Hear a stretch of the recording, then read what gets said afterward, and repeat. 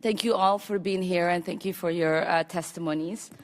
Mr. Adams, in 1991, you pleaded guilty to 2 counts of withholding information from Congress regarding your involvement in the Iran-Contra affair, for which you were later pardoned by President George H.W. Bush.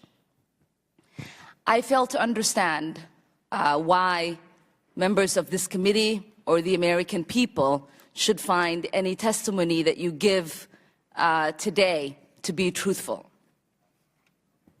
If I can respond to that. It wasn't a question. That was not a question. I reserve the right to my time. It is not right. That was not a question. Committee can attack on February 8th, who is not permitted to reply. That was not a question. Thank you for your participation. On February 8th, 1982, you testified before the Senate Foreign Relations Committee about U.S. policy in El Salvador. In that hearing, you dismissed as communist propaganda report about the massacre of El Mozote, in which more than 800 civilians, including children as young as 2 years old, were brutally murdered by U.S.-trained troops.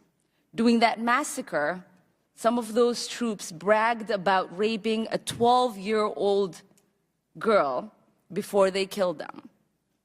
Girls before they killed them. You later said that the U.S. policy in El Salvador was a fabulous achievement. Yes or no, do you still think so? From the day that President Duarte was elected in a free election to this day, El Salvador has been a democracy. That's a fabulous achievement. Yes or no, do you think that massacre was a fabulous achievement that happened under our watch? That is a ridiculous question, and I yes or no? No. I will take that as a yes. I am not going to respond to that kind of personal attack, which is not a question. Yes or no, would you support an armed faction within Venezuela that engages in war crimes, crimes against humanity or genocide, if you believe they were serving U.S. interest, as you did in Guatemala, El Salvador, and Nicaragua?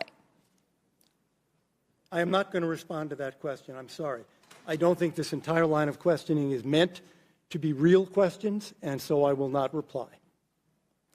Whether under your watch, a genocide will take place, and you will look the other way because American interests were being upheld, is a fair question, because the American people want to know that anytime we engage a country, that we think about what our actions could be and how we believe our values are being furthered.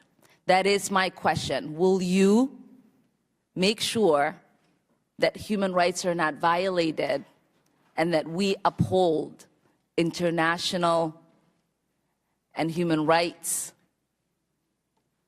I suppose there is a question in there, and the answer is that the entire thrust of American policy in Venezuela is to support the Venezuelan people's effort to restore democracy to their country. That's our policy. I don't think anybody disputes that. The question I had for you is that does the interest of the United States include protecting human rights and include protecting people against genocide? That is always the position of the United States. Thank you. I yield back my time. Hey, NBC News viewers, thanks for checking out our YouTube channel. Subscribe by clicking on that button down here and click on any of the videos over here to watch the latest interviews, show highlights, and digital exclusives. Thanks for watching.